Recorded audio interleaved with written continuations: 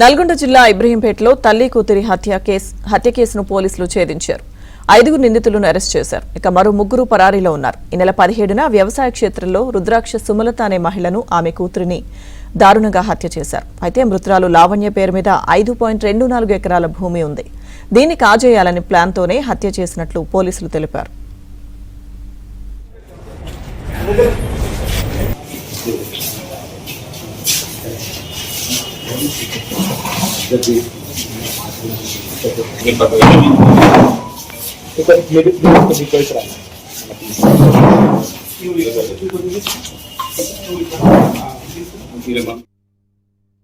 ఈ మృతులు ఎవరైతే ఉన్నారో తల్లి కూతుళ్ళు వాళ్ళకి తర్వాత ఈ నిందితులకి అందాజాగత 10 సంవత్సరాలుగా ఒక 5 ఎకరాల 24 గుంటలకు సంబంధించి ఈ మృతురాలు లావణ్య పేరు మీద ఉన్నటువంటి భూమికి సంబంధించి తీవ్రంగా వీళ్ళిద్దరి మధ్య గొడవ జరుగుతూ ఉంది, 2 గ్రూపుల మధ్య కూడా.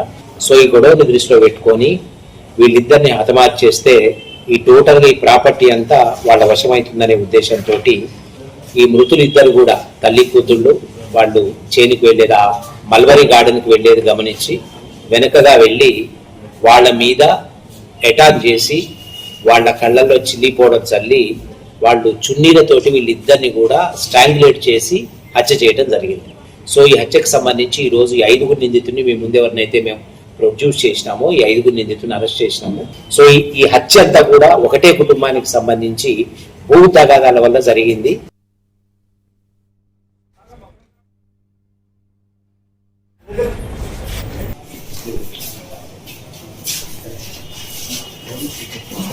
Gracias.